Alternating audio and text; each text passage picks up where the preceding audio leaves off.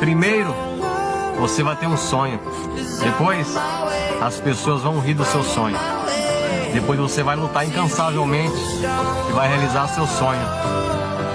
E no final, vão dizer que foi sorte.